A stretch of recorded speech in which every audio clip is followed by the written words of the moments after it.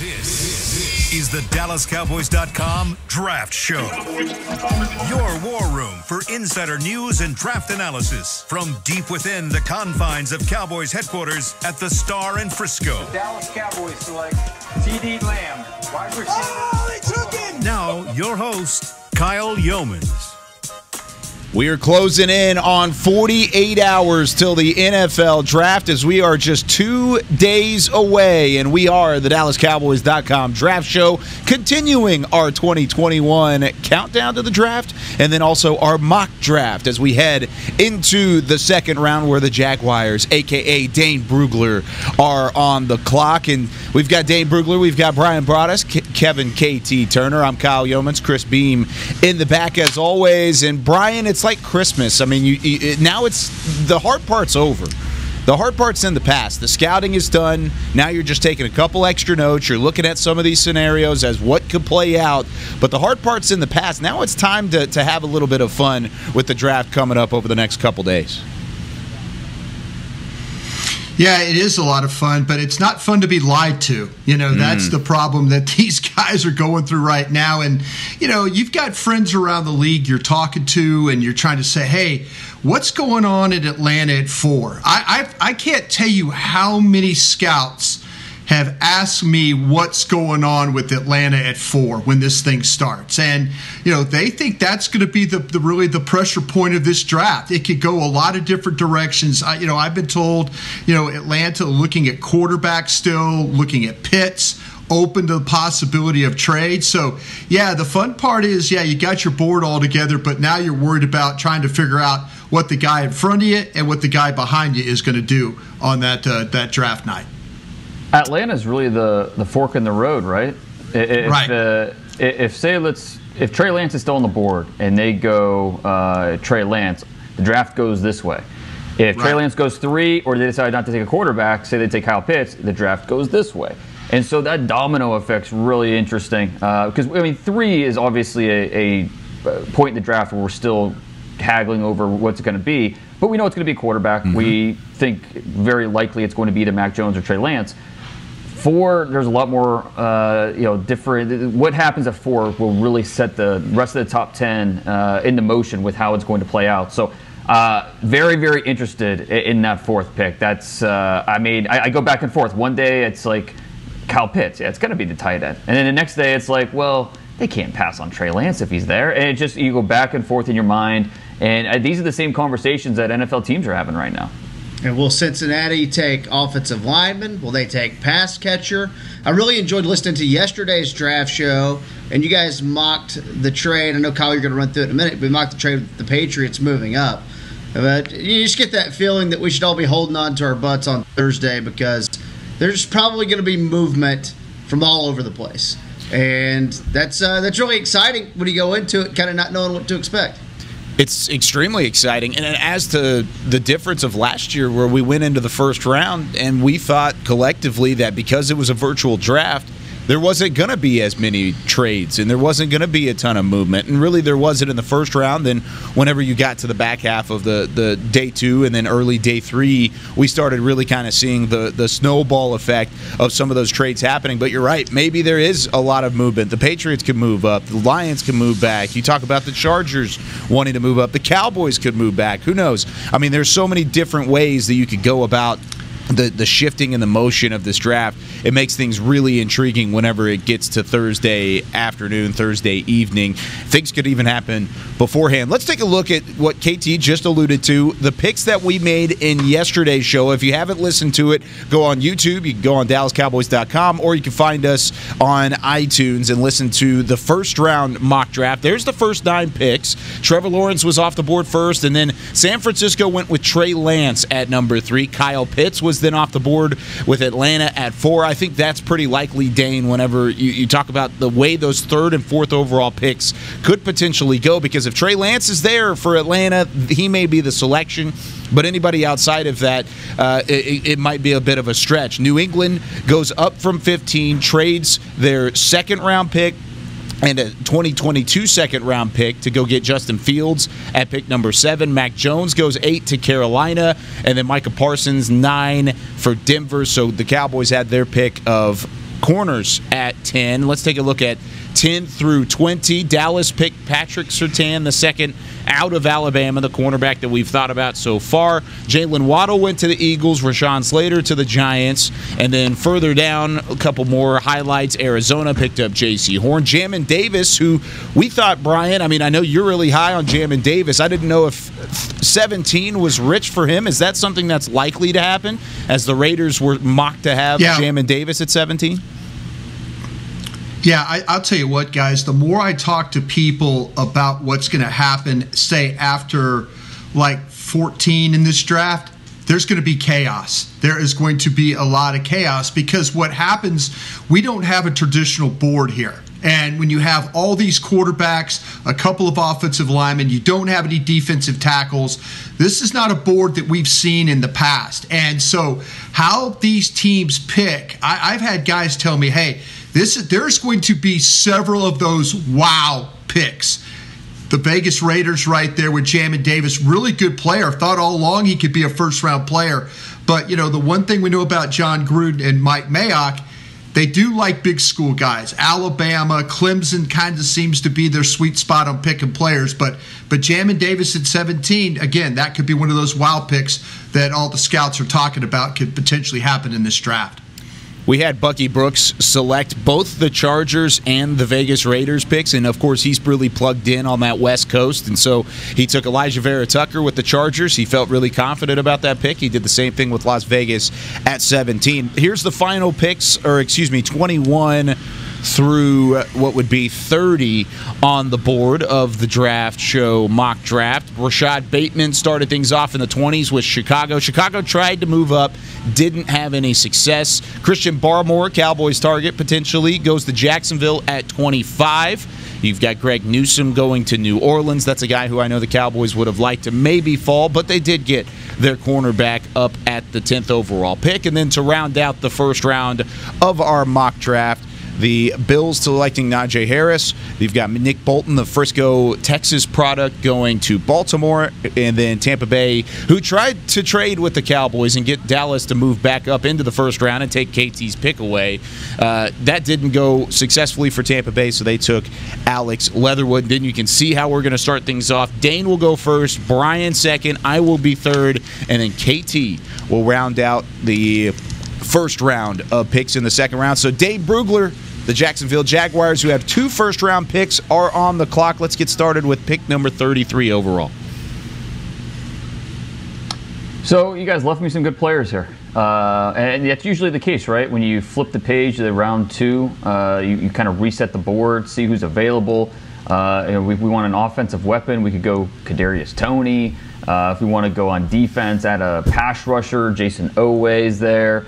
A lot of interesting options here. I think where I'm going to go, though, is with a player who's arguably a top 10 talent in this class, and this is where his fall stops. That's Caleb Farley, the cornerback out of Virginia Tech, who, if not for the medicals, we'd be talking about him as, you know, does he last to 10 in the Cowboys? But because the medicals are there, that's an issue. That's something that's a red flag. He's going to fall a little bit, but I'm going to take my chance. I'm going to roll the dice here on Caleb Farley. Which is a good pick, seemingly that you had 2 picks already. I mean, you picked Trevor Lawrence, you picked Christian Barmore with Jacksonville in that first round. You kind of have the freedom to take a risk on a player like that. Yeah, with 2 more picks later on day 2 for the Jaguars. They have 5 picks in the first, 60-some picks or something. So it's, you can take a swing. And Urban Meyer is not here to, for the next 10 years. He's here to win right now. And so as his GM, we're going to try and do that. All right, Bryan, Jets are on the clock. Yeah, this was, I'll tell you what, the Jets just lost their player. And, and that's unfortunate for them because I had Caleb Farley as their selection there.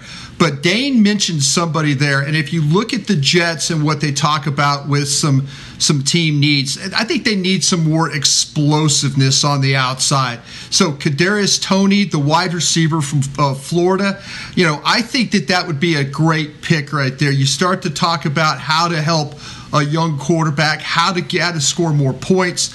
Toney is one of these guys that can play inside, he can play outside, he can run routes at all levels. I really do think, like say, with the Jets losing the opportunity to draft Farley, well, Kadarius Toney would be the next best pick there. So I'm going to take him for the New York Jets. I like that pick a lot for New York, trying to figure out something with their new quarterback and Zach Wilson and company. So Kadarius Toney off the board puts Atlanta in a situation to what do they do now that they have to figure out exactly what to do now that they've taken Kyle Pitts. I've got Atlanta. They need a safety. They need an edge rusher. Kind of need a running back, but I think that might not be the case at the moment. I think this is where the first safety comes off the board, which is unfortunate for the Dallas Cowboys. I'm going to pick Trayvon Merrick out of TCU to go to Atlanta. Pretty easy pick for me. I thought he was going to go in the first round. I'm going to pick him up here at 35 overall. Yeah, and that's kind of what we were kind of thinking about with the Cowboys, picking later at 44. Like, will the safeties last to you? Probably not. You might have to get aggressive to get into the 30s to get those guys. If you guys want to weigh in on that pick, go ahead. But Chris Greer and the Dolphins are ready to go. Yeah, I'll tell you the Morrig pick. Just real quick on that, KT though. I like Grant from South Florida myself. Central Florida, and then I also like Holland from Oregon. I think those guys are true type free safeties, but I could understand why they went with the pick on that one. Looking at the safety, those guys are all kind of right there, tags touching. So a few weeks ago on a draft show episode, I threw out some prop bets for Dane and Bucky about how many running backs would go in round one, over under 1.5. I don't really remember what you guys picked. I think Bucky said under. I think Dane said under as well. Yep. And that held true in yesterday's mock draft where Najee Harris went to the Bills at pick 30. You got the Dolphins, who have got Jamar Chase in this draft. They've gotten Kwity Paye in this draft. Let's go ahead and get the bell cow. And let's get my personal running back one, Javonte Williams from North Carolina. I love this player so much. I think he's a lot of fun. He's 2 years younger than Najee Harris, if that means anything to you. 76 broken tackles on about twice as many attempts. 23 carries that got more than 10 yards after first contact. And they can still implement Myles Gaskin as the third down back. I really think Javonte Williams is kind of what Miami needs to kind of help get Tua a little bit more comfortable as well. And it's not like they have to get rid of a very productive Myles Gaskin, but you don't need to rely on the Malcolm Browns and the Patrick Lairds of the world. You got Javonte Williams now. So I think I'm going to take that pick, and I'm going to happily move it on down the road for Miami. That's interesting. And I think if you're Miami, you're sitting there with Atlanta sitting right in front of you, and Atlanta could definitely go running back, and you're kind of crossing your fingers that Atlanta doesn't take the running back that you want. But interesting that you went with Javonte Williams over ETN in this scenario. Yeah, I can't believe you did that yourself, but I understand, what you're trying to do there. The thing with Widge, you got a great finisher there. But Etienne, you talk about his ability. You talk about a finisher. You talk about the type of guy that you don't ever see him get knocked off his feet. He's explosive. I mean, you love his size. You love the way he finishes runs. I'm surprised you went that way, but I understand these running backs are all different in the way that people look at him. You saw Williams different. Me personally, I agree with Dane. I think you should have taken Etienne there with that pick. I mean, who's the new head coach in Atlanta? Who's the new play caller? It's Arthur Smith. Who do you have in Tennessee? Derrick Henry. And so, which running back would he prefer to be his next Derrick Henry in Atlanta? I think you could make a case for Javonte Williams or Etienne. So it's just a really interesting scenario there from. I'm sorry, I'm talking about Atlanta. Yeah. But if Atlanta goes running back, interesting scenario, which way they go. Miami, they're looking for more of the bell cow. Mm-hmm. So if Javonte Williams is there, he fits more of that mold. So that makes sense. I think that Atlanta's going to have more of a which way do they go, where Miami, if they're looking for that bell cow, then I think that they could definitely go Javonte. All right, so moving on to I'm up. Dane is up with the Philadelphia Eagles.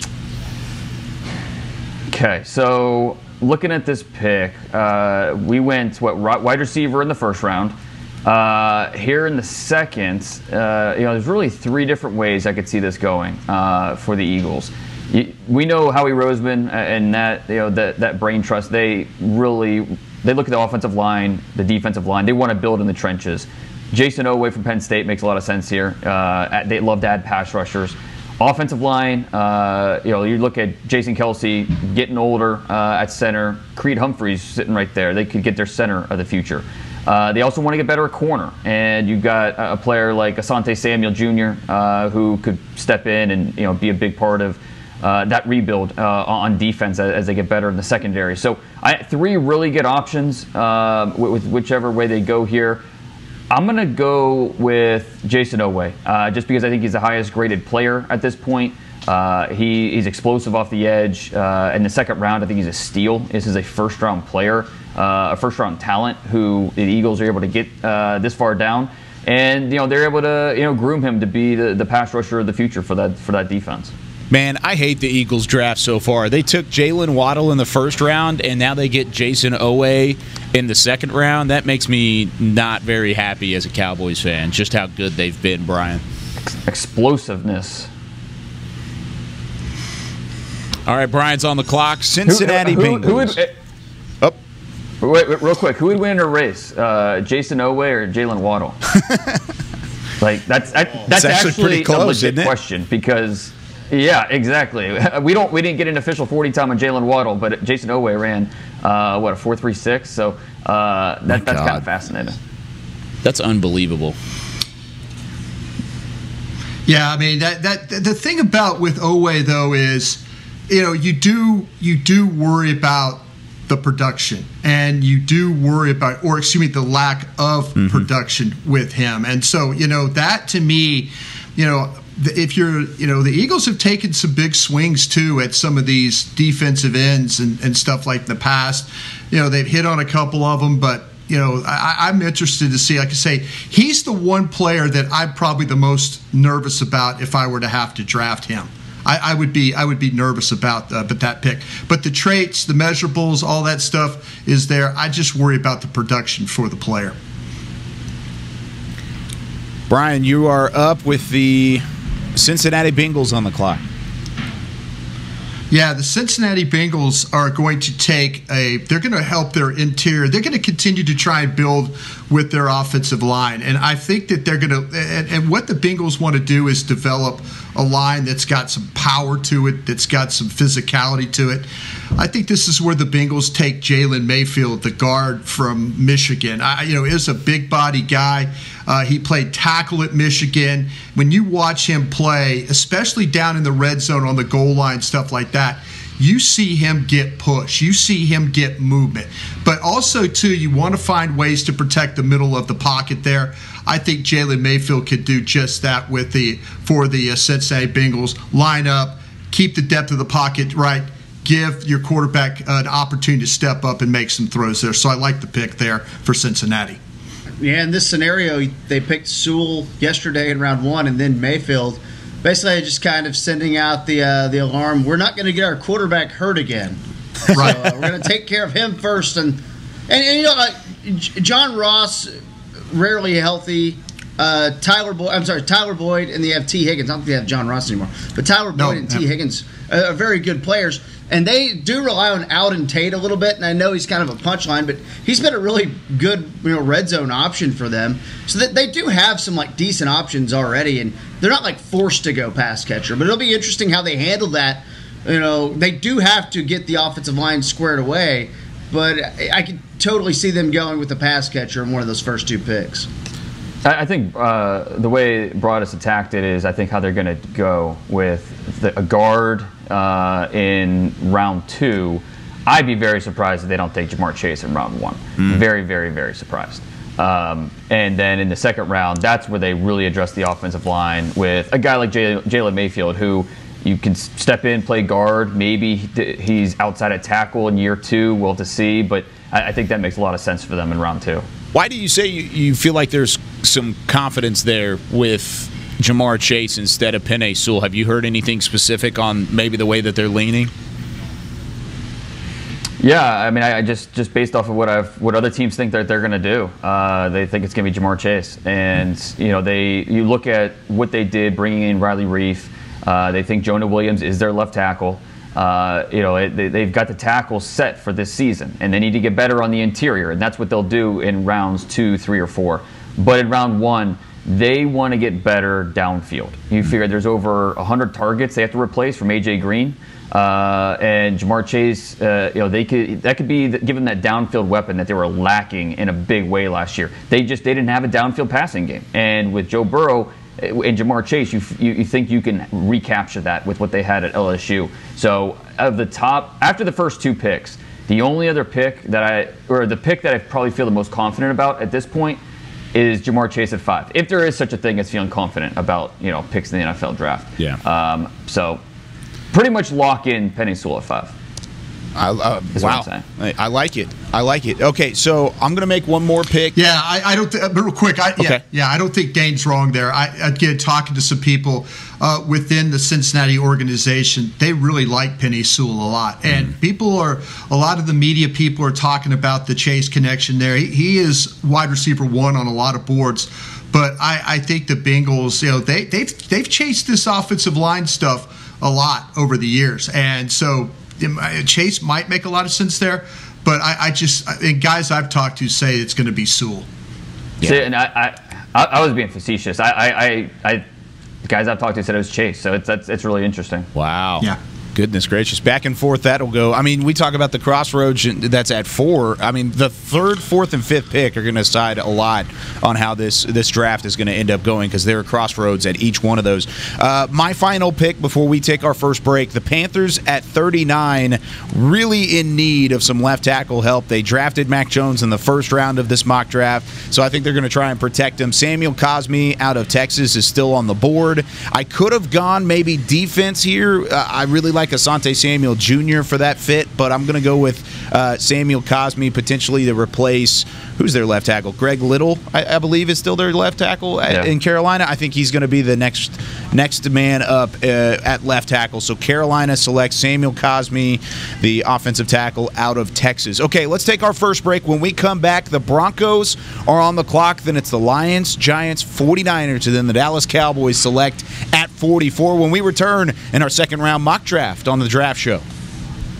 Sometimes nothing beats a classic. Miller Lite, the original light beer, brewed with great taste and only 96 calories, available for delivery. Celebrate responsibly. Miller Brewing Company, Milwaukee, Wisconsin. 96 calories, 3.2 carbs per 12 ounces. We're back with a tasty treat that's sweeping airwaves and taste buds. It's new Dr. Pepper and Cream Soda. Let's take a listen. Dr. Pepper and Cream Soda's here. A new combo that's music to my ears, okay. Let's play.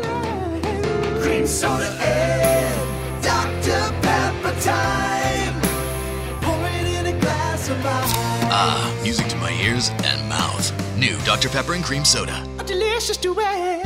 Hey, Cowboys fans, if you're thinking about attending a game this season, visit cowboystravel.com to book your travel package today. Stay at the team hotel, have dinner with a Cowboys legend, and experience AT&T Stadium's exclusive VIP Owners Club. Also, tour the Star, get autographs from your favorite players, and talk X's and O's with me, Mickey Spagnola. The official travel partner of the Dallas Cowboys will take care of all your travel needs. Visit cowboystravel.com.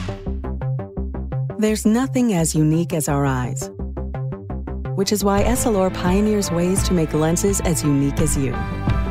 Verilux for super sharp vision, Essential Blue for protection, and Crizal for freedom from glare. 3 cutting-edge solutions in a single unique lens. So whatever your needs, insist on Essilor.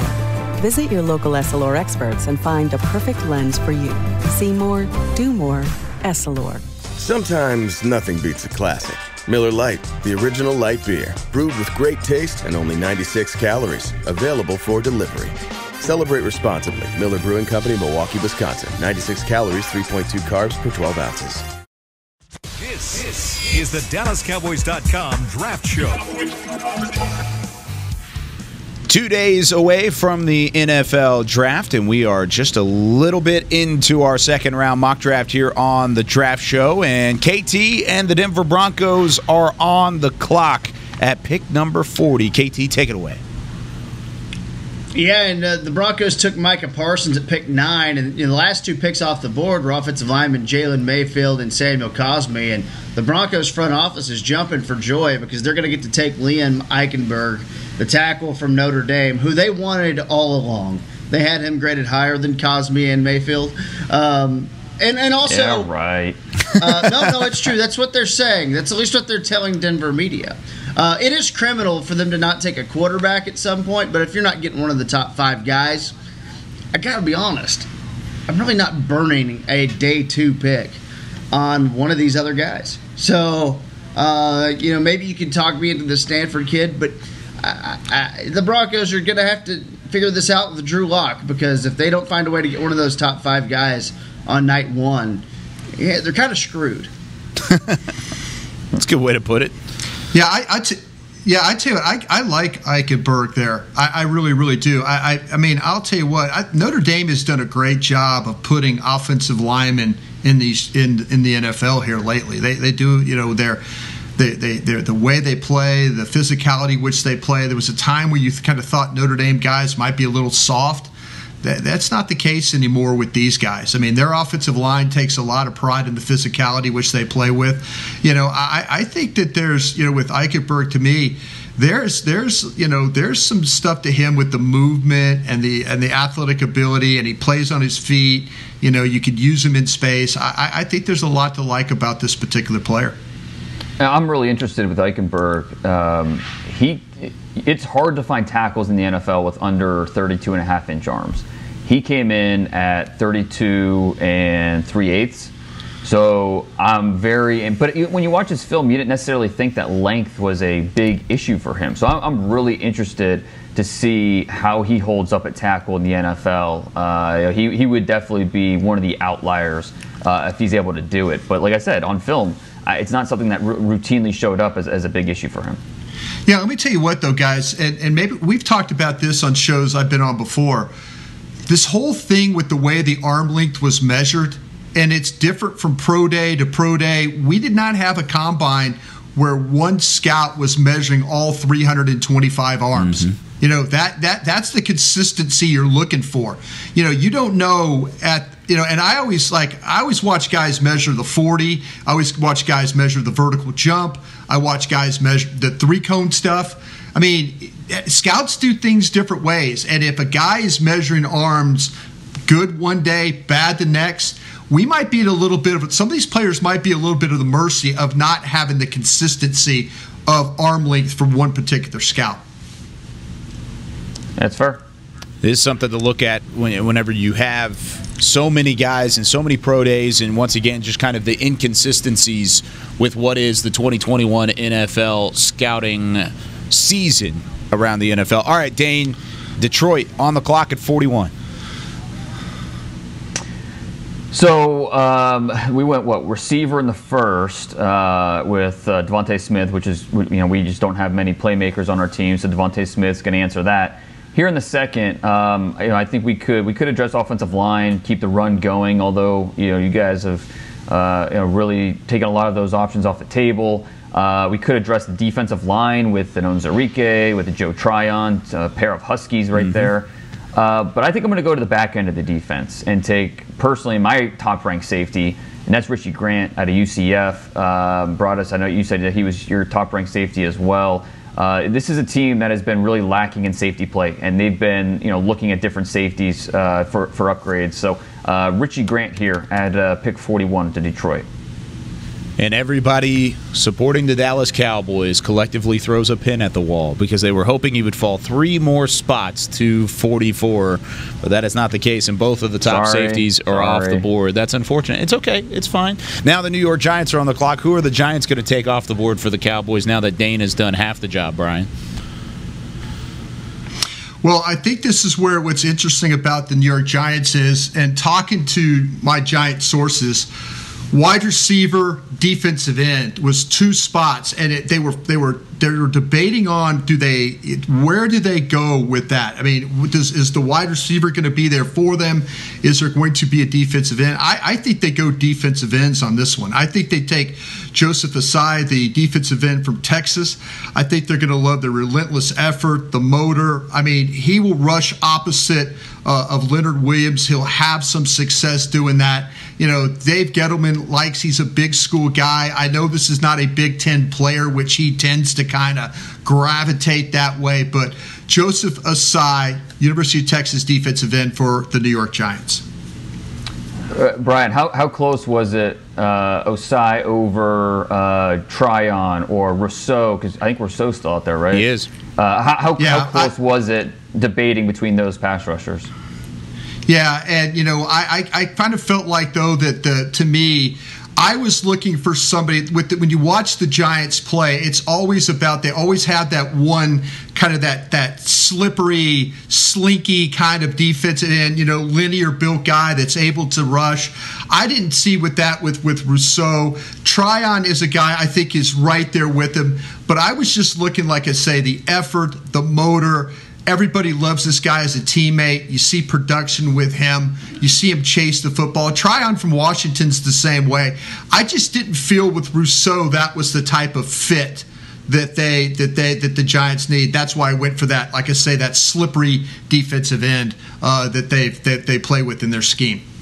He was my highest rated edge rusher off of my board at the moment, Bryan. So I love that pick with a spot where they got him. Rousseau's a couple picks down or a couple slots down on my board, but if I were to choose between the two, I would definitely go with Osai there as well. Now moving on to San Francisco, the pick right before the Cowboys. The 49ers, they got their quarterback in the first round, of course, with Trey Lance. They don't have a ton of draft capital coming up over the next couple of years even because of going and getting Trey Lance. However, they need some help on the backside of the defense. I thought about going interior offensive line here to protect your quarterback, but I think they need some help in the cornerback spot. Emmanuel Mosley is their starting corner. Tarvarius Moore is their nickel corner. I'm going to go with Asante Samuel Jr. here. His father, of course, playing 11 years in the NFL with the Patriots, the Eagles, the Falcons. I mean, this is a guy who gets his hands on the football. 9 pass breakups in each of the last 2 seasons. He's got great body control, great movement, sticks with his receivers. So I think Asante Samuel Jr., cornerback out of Florida State, goes 43 to the 49ers. Love it. Great value right there. Good spot. Yeah. Great pick. Yeah. Yeah, I'll tell you what. I think that, to me, when you watch Samuel play, he's the one guy that we always talk about, the chip on the shoulder.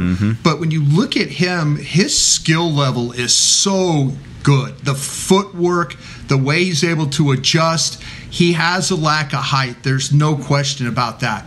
But when you watch him play, he puts himself in position to make plays. He doesn't get turned. He doesn't get put out of position.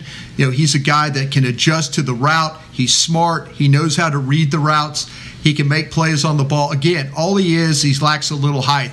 I do absolutely love the pick right there for that particular spot. And I think that ideally they're picking someone who's bigger, just in that scheme and what they like.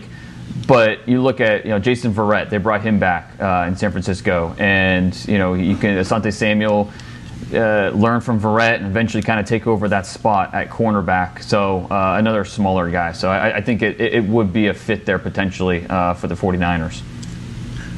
All right, the Dallas Cowboys like pick 44 are on the clock. All right, KT, don't screw it up. Well, yeah, you probably shouldn't have left it in my hands because I'm a bit of a wild card. And the pick is Clemson running back. No, just kidding. Oh, gosh. Travis Etienne. This team has shown you over the years that the second round is a bit of a playground for them. Whether it's taking a risk on a guy with a bad knee, whether it's taking a risk on a guy with some quote-unquote off-the-field issues, whether it's taking a risk on a red zone tight end. Oh, no. I look at my board. I took the cornerback. I don't really have to go secondary again. Maybe my safeties that I like are gone. Oh, Levi Onwuzurike. Oh, you know what? He's there. Washington DT could help there. But I'll be damned if in the second round this team doesn't like to have a little fun with a little boom or bust. The pick is Gregory Rousseau, the defensive lineman from Miami. Hey, at this point in the draft, I get it. Rousseau's a little bit of a polarizing player, but with the length and the get off, I get it. I mean, he can make your defensive line better. Man, I'd like to send that one out to Jeff Kavanaugh. Oh, man, Jeff Kavanaugh is – I hope he's watching. I really do hope he's watching. This would be an awesome pick just for the Star Magazine draft guide, since Rousseau and Surtain are on the cover. Like, nailing the first 2 picks, I think, would be just – that might be a first in the magazine's history. But Gregory Rousseau out of Miami, the pick to Dallas at 44, and – Dane, you mentioned it right there. It shores up your defense, but boom or bust is right. He could be a first-round caliber player, but he also could be a fourth-round caliber player, in the words of Jeff Kavanaugh. Yeah, and I expected KT to go Nzurike here. I did too. I really did. Yeah, but he went on the edges, and I get it. Rousseau, I think, is like 36, 37 on my board. So, getting him at this point is a value, in my opinion. We have 1 year of tape on him, and he's still relatively new to the defensive end position, but he's really, really long. We're talking about a player who can reduce inside, give you a legitimate pass rush from as a defensive tackle and passing downs, and you feel like he's yet to play his best football. So, while I think he was being a little bit overrated as a top 15, top 20 pick, I think at this point in the second round, sign me up. I'm all for it. Yeah, I understand, and I think KT, he's absolutely right about the assessment of the Cowboys and how things usually work in the second round for them.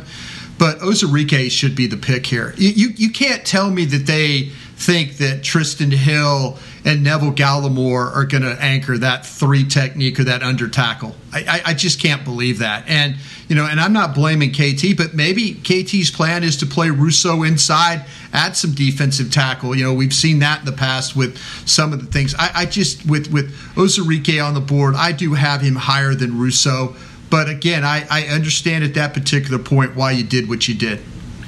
Dan Quinn likes some lengthy defensive linemen. Yeah, he does. Just keep that in mind as we move forward as well. And remember, this is what we think the Cowboys would do. This isn't necessarily what we think or what we would do in the draft with each of these teams. This is what we want, or not what we want, but what we think will happen whenever Thursday and Friday roll around. So I don't think that's necessarily out of the question. If Rousseau's there at 44, he's going to be in the conversation. I do. You don't think it's going to be in the conversation? Yeah.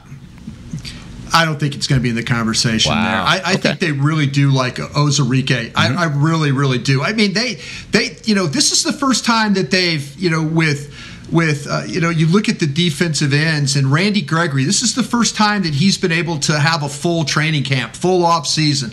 You talk about Tank Lawrence, they've got defensive ends. It's that the defensive tackle spot, whether it's the 3 or the 1, that's where this team has been bad. And, they've got to figure that out. And, I would say, like I said, I know with what I know. And Nzurike, to me, would be that pick. I just know that would be the pick. A couple really good players on the board at that point. I tend to agree, but go for it, Dane.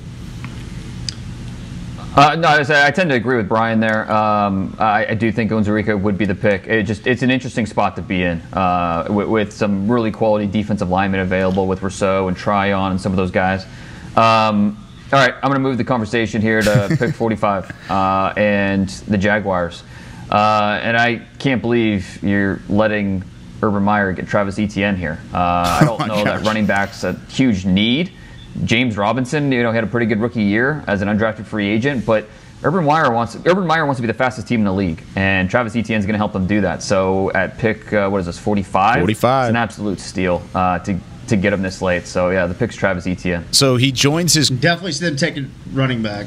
He joins his quarterback out of Clemson. So Trevor Lawrence, Caleb Farley, Travis Etienne, and Christian Barmore are the 4 picks for Jacksonville so far through the first 2 rounds of the draft. So you talk about rebuilding.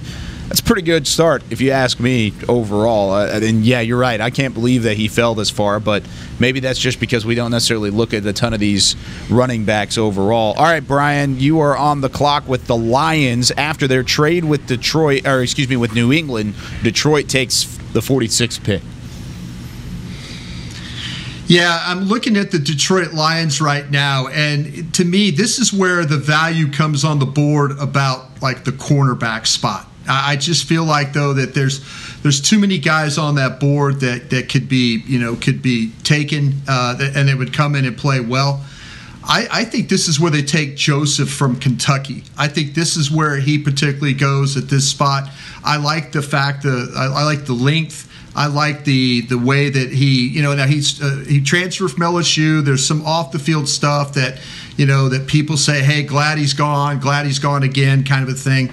But I just feel like though that the Lions are looking for a cornerback spot, somebody that has some link to him, somebody that plays with a chip on the shoulder, somebody that's competitive out there. So Joseph from Kentucky would be my pick for the Detroit Lions. In that secondary remade. Yeah, safety earlier and the corner. I love it. Richie Grant and Kelvin Joseph, not bad. Trying to rebuild the secondary. So, what do you think about Kelvin Joseph, Dane, specifically with the Kentucky cornerback? Just based off of the fact that, there's so many Kentucky prospects here that kind of were late risers. We talk about Jamin Davis. Now there's Kelvin Joseph. Joseph was really the original Kentucky prospect that had some buzz around him heading into this draft process, though. Yeah, and with Kelvin Joseph, it was always about the off-field, and it just made him really tough to understand where to rank him because talent's not the question. Talent-wise, you watch him on film, and you get really excited about the speed, the twitch. He's got natural ball skills. It's just, he's a guy that the coaches basically had to say, hey, just opt out. Instead of going out there and playing, half the time and standing around, just opt out. And that was at Kentucky. And we won't even talk about all the stuff that happened at LSU that led to his departure from there. So it's all about the off-field with him and just the effort concerns. And is he going to be an issue in your locker room? And so, it's tough when you look at Detroit and they're trying to rebuild that team. And they're going to ask themselves, as we rebuild this culture, is he going to be a guy that helps or hinders as we do that? And you have to weigh the talent with what do you think he's going to bring off the field. It's a tough conversation to have that I think each team's going to struggle with. All right, so Los Angeles and the Chargers are on the clock at 47. I'm going in between a couple of Washington teammates here. I'm looking at Joe Tryon maybe off of the edge to kind of counteract what Bosa has on one side, and then I have Levi Onwuzurike that they could really shore up the interior. I think I'm going to lean toward the Allen product and Levi Onwuzurike going to Los Angeles here. I think he has borderline first-round talent, in my opinion, and the fact that he's fallen all the way down to, 47, I'm going to pick Onwuzurike here and not look back, kind of shoring up that defensive line. Moving this thing along, Las Vegas and the Raiders are on the clock with KT. Yeah, no, they need to get some offensive line help. They took Jamin Davis in the first round. They need some help at right tackle with Trent Brown gone. They could also use some help at safety. But I really like that Dylan Radunes is still on the board for the Raiders, and that's going to be my pick right here for Las Vegas, not Oakland Raiders in round 2. Got to make sure that... Yeah, that seems like a very Gruden-Mayock type of pick with Radunes and how he would fit. Can play tackle, plug him in at right tackle, fill the void left by Trent Brown. That makes sense for the Raiders. Yeah, I'll be interested to see what the deal with Walker Little is. And I owe the Raider Nation an apology for Colton Miller. I didn't think Colton Miller could play dead. You look at what he's done the last 4 years for the Raiders. They've done a nice job with him. He's developed. But maybe, like I say, I thought maybe Little from Stanford, Christensen from BYU, Hudson, Cincinnati. I thought maybe that would be the thing, but that would be a very Raider-like thing. I think KT went the right direction on that one. All right, Dane is up. Cardinals up. 49 here. Man, you guys keep letting good players fall to me. Joe Tryon, Washington. Another player who, if he went in the first round Thursday night, Would not be surprised at all. And I think when you look at the Cardinals, yeah, they added J.J. Watt, but they still need to add, pass rushers on the outside. Joe Tryon can be that guy, so I think it's a steal here at this point. All right, I have him mocked to Tampa Bay at 32. Yeah, on my personal can see that. mock, but it's kind of where it gets in the draft. As Roger was talking about earlier, 14 to 50. Put them in a bag, shake them up, stick your hand in there and draw one. Yeah, and there are a lot of different, you go team to team, board to board. It is wildly different. I mean, there is the word consensus. Get it out of here. It's just people are going to be surprised with like Broadus was talking about the tackles with Little and Radens, and it's the order of these tackles, the pass rushers. It's going to be wildly different from team to team. Yeah, you can throw the corners, the wide receivers. If you think the quarterbacks are all mixed up, there are some others. Depending on what team you talk to, their order is completely different from the next team you talk to. There really isn't any consistency at all of where teams are seeing these guys. Like, okay, that's him, that's him, that's him. It's really all over the place right now. Bryan, you are up with the Dolphins, Miami.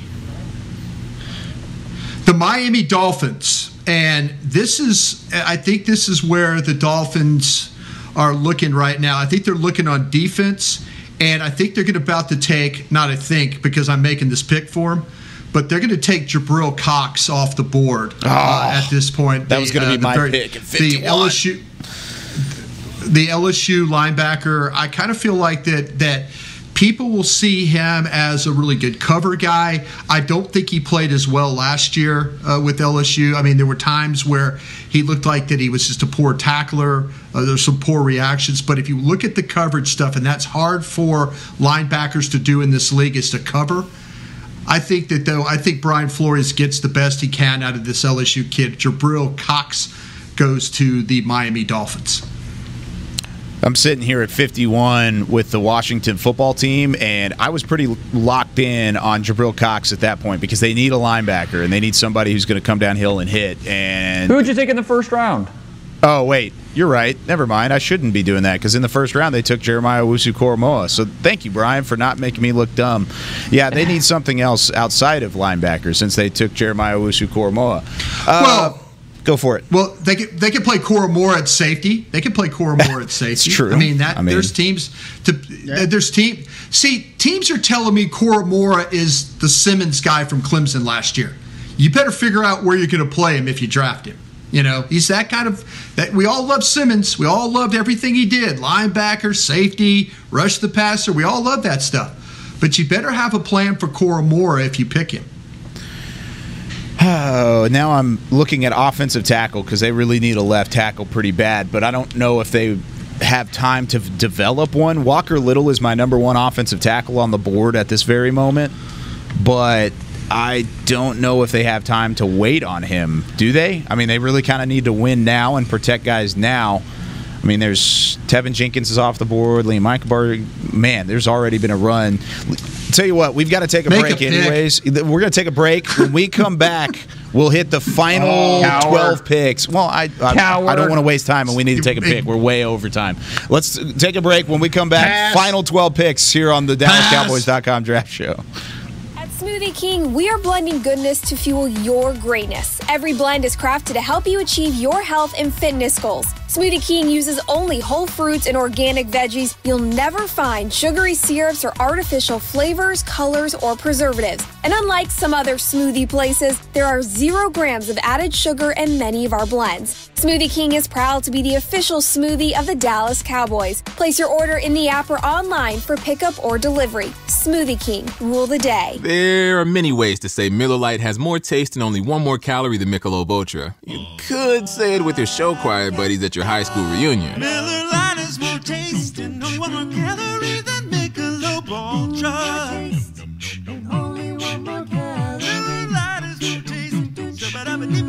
However you say it, It's Miller time. Celebrate responsibly. 2021 Miller Brewing Company, Milwaukee, Wisconsin. Beer for 12 full ounces. Miller Lite, 96 calories, 3.2 carbs. Michelob Ultra, 95 calories, 2.6 carbs. Taste test performed by Institute for Perception, February 2018. RV shoppers, you're invited to the DFW RV Party, presented by Funtown RV. May 20th through May 23rd. Live music, free parking, free admission, and hundreds of RVs. Come party with Funtown, Rowdy, and the Cowboy cheerleaders. To crank this party up a notch, we're offering huge discounts on RVs from top brands like Forest River, Heartland, and more. Plus, you'll find amazing door prices like stadium tours, camping grills, and the first 1,000 kids each day get a free fishing pole. It's all happening May 20th through May 23rd inside AT&T Stadium, home of the Dallas Cowboys. The DFW RV Party presented by Funtown RV. Visit DFWRVparty.com for details.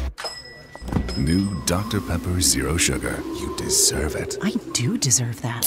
You deserve decadent flavor without sugar. And a day at the beach without sand getting everywhere. And a relaxing bath that your children don't interrupt. I deserve all that? It's really just a visual metaphor for Dr. Pepper Zero Sugar. Everything you want, nothing you don't. A visual metaphor on the radio. I do deserve that. Dr. Pepper Zero Sugar. The zero you deserve is finally here. This is the DallasCowboys.com Draft Show. So I'm going to quickly make this pick here on the DallasCowboys.com Draft Show. Washington football team, how about a quarterback to groom under Ryan Fitzpatrick? Davis Mills out of Stanford will be the selection for Washington at 51. Makes things a little bit interesting. Chicago is now on the clock. KT, what's your pick? Yeah, they took Rashad Bateman in the first round, and a lot of people maybe they would have been interested in quarterback there, but actually they probably wouldn't, given this regime is on their way out. Most likely, they're trying to win now. They lost Buster Skrine, they lost Kyle Fuller. I'm looking cornerback here, and it's a coin toss between Eric Stokes and Elijah Molden, and I think they'll try to fill that slot corner, that nickel corner position with Elijah Molden, the cornerback from Washington. I like that pick a lot. That's a good pick. I do wonder if they would consider Kellen Mond there. It just, they want to get that quarterback or not, take one more swing. I don't know. We'll have to see how that plays out. So Titans on the clock here at 53. We went with the right tackle in the first round. Here, we need to get better at corner. Both Georgia guys are on the board. So which way do I go? Stokes or Campbell? Let's go Stokes. 4.2 speed, 6'1". There's a lot of ability there. I'm going to take the Georgia corner, Eric Stokes, for the Titans. There you go. Now the Colts on the clock for Bryan. Can you please tell me, because I'm confused about who the Colts took the first time around? So the Colts took Jalen Phillips, edge rusher out of Miami. Got it. That's it? That is it. Okay, thank you. I just want to make sure I had that. Right. This is where they take, the Colts could definitely use, and I thought this was going to be the case. This is where they take the look at Walker Little. I think this is where he goes. I think when you're talking about 6'7", 320 pounds, the guy hasn't played in a couple years. He's coming off some injuries. I think there's a little bit of a risk there when you start talking about that. But you look at what Chris Ballard has done over the years. He drafts solid football players. I think that Walker Little, I have some questions about him because of the time off and the injuries. But if you watch him play, though, I think he would be a really, really good fit for the Colts with the length, the size, that ability with their, with Frank Reich. They like to have that ability to be able to. The protection's important, but they also want to have the ability to run the football. Walker Little will be my guy for the Colts. I like that pick a lot. So moving on to, what would that be? The Steelers at 55. I'm going to go with the corner here as well. And you went with Eric Stokes.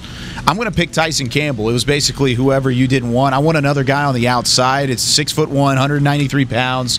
Tyson Campbell, one of those guys who you could stick on the outside and kind of play in that Steelers secondary. Maybe replace Justin Lane. I mean, Joe Hayden's on the other side. He's a pretty solid corner. Cameron Sutton's in that slot. So give me Tyson Campbell out of Georgia to go play for Pittsburgh. KT with the Seattle Seahawks. Now, this is where it gets interesting because they only have 3 picks, right? So they've got a hit, but what does Seattle like to do? They like to trade down. And they call up the Dallas Cowboys, asking for pick 75. No way. They're asking for pick 99, and they're asking for pick 138. 75, 99, and 138. will get you pick 56. You'll get to keep pick 115 if you're the Cowboys. The Cowboys start discussing it. We got to make a decision here. Steven weighs in. Jerry weighs in. Jerry Jr. weighs in. Will McClay's got something to say. All right. So it all comes down to it. We got to make the call, and Dallas says no. Whoa. We're keeping our picks. We want to have 4 picks in the top 100. And Seattle has to sit there with an unhappy Russell Wilson and with only 3 picks this year. And they've got to go maybe defensive end. Well, we did we did the TCU kid last year, right? Maybe we'll pass on Peyton Turner. Okay, cornerback. We really like Tyson Campbell there. You know what? Ifeatu Melifonwu makes a lot of sense. But no, again, our quarterback's unhappy, and they go with Amari Rodgers, the wide receiver from Clemson, to go with Tyler Lockett and with DK Metcalf. Well, that was I know fun. a lot happened there, guys. That was a lot of suspense. It was. I thought we were going to take Melifonwu. I thought we were going to take a Melifonwu, and all of a sudden we didn't take Melifonwu. I personally, looking at my board, I would have Marshall and Moore from Purdue over him, and maybe even Brown from North Carolina. What about St. Brown Rodgers from USC? Makes a lot of sense. I have him below Rodgers. Okay. So if you told me it was between Rodgers and St. Brown, I would take Rodgers. But I tell you what, it's a good pick. The guy, Rodgers, I'll tell you, he's like a running back with the ball in his hands. You throw him the ball, I mean, he's banging off people and stuff like that. That's a tough kid. So I could understand why John Snyder would go that direction. I don't blame the Cowboys for turning down that trade. I mean, who are you coming up to get here? Maybe Javon Holland, but I don't think there's that no-brainer pass rusher here. You already got your pass rusher, you already got your corner, so I think that makes sense for the Cowboys to bypass that. All right, so I'm the Rams. I'm on the clock here at 57, and want to give a hat tip to the Steelers for not taking Creed Humphrey. I thought that's where you're going to go, and I'm very happy you didn't. Absolute steal to get Creed Humphrey. I was considering taking Humphrey at 37 in the Eagles. So to get him here at this point, 57 to the Rams. Love the fit, plug-and-play center. Can also play some guard for you. Easy pick here for L.A. Man, they pick Elijah Vera Tucker and Creed Humphrey to. You talk about shoring up that offensive line. That's a good 1-2 punch in that regard. Bryan's on the clock with the Kansas City Chiefs. This is the first pick for the Rams. Oh, I put the Chargers. My bad. Oh, the Los Angeles team. Right. This is who made that pick? That was the Rams made that pick. Okay, and then now it's Kansas City on the clock. Kansas City in the first round had who did they take? They didn't have a first round pick. They didn't have a pick. They traded out. They traded out. Okay, very good then. That's right. They traded for the tackle spot and all that. Okay, with the Chiefs, I think Andy Reid will play this a couple of different ways there. I think he tries, again, to address what's going on with his offensive line. And this is where I think that he'll look at a guard. I think he'll look at Aaron Banks, the Notre Dame guard here. I mean, that is a big, square body that they can put in there. He can move guys at the point of attack. He's a good pass protector. He's a tough kid. We talked about Notre Dame and what they've done with these offensive linemen. So Aaron Banks, the guard from Notre Dame, Kansas City Chiefs. Aaron Banks. What do you know about him, Dane? He is a big, mauling guard. The size, the power immediately stands out on film. But he actually moves fairly well, and so he's just a guy. He just looks like he was a bouncer, outside a club, just looking for, please show me a fake ID so I can take out some of this aggression on you. He's just that type of blocker, and so I think that would fit with what the Chiefs are doing. I mean, they talk about remaking that offensive line. They've with signing Thuney and Kyle Long, and you trading for Orlando Brown, you add a guy like this, that makes a lot of sense. So the Cleveland Browns are on the clock at 59. They took Azeez Ojulari out of Georgia in the first round. They took Grant Delpit at safety last year. Of course, he didn't play in his rookie season due to injury. I think the best way to really upgrade this team is to add a stout nose tackle, to add a guy to play with Myles Garrett, to play with Jadeveon Clowney, to really sure things up. I'm going to go with Aleem McNeil out of NC State, who is still on the clock. I'm going to take McNeil and not look back because I think the Browns' defense is scary if he's a part of it. Smack dab in the middle of that defensive line. All right, Saints and KT at 60. Took Greg Newsome at cornerback on night one. I would have them and also Green Bay on night one in the Caleb Farley mix. At 28 and 29 late in round one. Keep an eye on those for Caleb Farley. But they got Newsome in this scenario. I look for them to get a wide receiver at some point. Another weapon to kind of help out. We got Jameis slinging it around this year. Look at my board. Terrace Marshall Jr. Still there. LSU kid staying in the state and will go to the New Orleans Saints. That's a great pick. I like it. That's a local pick. And the thing with Marshall is the knee was flagged. We don't know how far that's going to drop him. But, at this point, obviously, the value is there. I'm up next here with the Bills at 61. We went offense in the first with Najee Harris. We need to address that second cornerback spot. And, if Ifeatu Melifonwu is a solid player, I think I'm going to go Aaron Robbins here out of UCF. So both UCF defensive backs go off the board here in the second round. So the Packers and Bryan now on the clock. Oh, that's fitting. How about that? The Packers and Bryan Broaddus on the clock. You've done this a couple times before, my friend. I have done this before, and I'll tell you what, though. I think the value here for Moore, the wide receiver from Purdue, is too much for the Packers. So, you were talking about Brian Gutekunst and all that. They like tough kids. They like kids that play in cold weather and all that. Rondale Moore, wide receiver, Purdue. I think that when you throw him the football, a lot of good things happen. Hand him the ball, a lot of good things happen. Packers take Rondale Moore, wide receiver. I wouldn't be surprised if at 59, that's the direction the Browns go. I know they like Rondale Moore quite a bit. So that late portion of the second round is kind of a sweet spot. You think that'll make Aaron Rodgers happy? Here's Elijah Moore and Rondale Moore. Stop griping. We're going to go try to win a Super Bowl. Yep. There you go. It's the Moore brothers in the first two rounds. Good way to put it. Okay, so I'm looking at the Chiefs at 50, or wait, what is this, 63. They took Aaron Banks, the guard out of Notre Dame, just a couple picks prior. They really need to shore up maybe a linebacker spot, maybe add to the wide receiving core.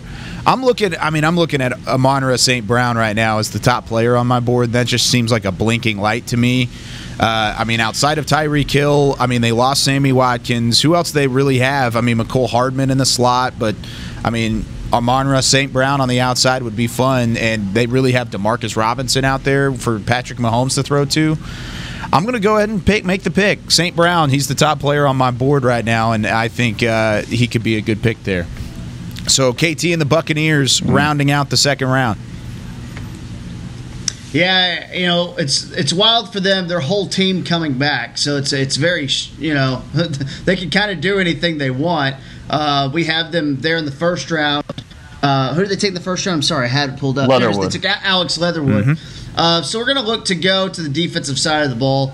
I could see them going wide receiver here, but I'm going to go ahead and go with a Peyton Turner or Ronnie Perkins. And I feel like Ronnie Perkins might fit kind of what they're looking to do a little bit more. So I'm going to go with Ronnie Perkins, kind of a strong side defensive end. A good solid pick late round 2 for the Super Bowl champion Tampa Bay Buccaneers. There you go. So Ronnie Perkins and Alex Leatherwood out of that haul for the defending Super Bowl champs. Wow. So everybody can take a deep breath. We had to kind of rush through those last couple of picks. Jacksonville on the clock in round 3. New York, Houston. Houston and the Texans finally get a pick in this draft, starting at 67. But that's going to do it for our DallasCowboys.com mock. Bryan, any kind of final thoughts as we head into the weekend? And once again, take a deep breath now because it's just going to get going even more so in a little bit. Yeah, I think that we're going to see some craziness in this draft, and especially, again, from those picks like on 13 on down, look for a lot of wows, like, wow, I didn't see that one coming. I think teams are preparing themselves to do that. 2 players that we didn't even mention or didn't get picked in our 2-round mock that I think could sneak into the first round.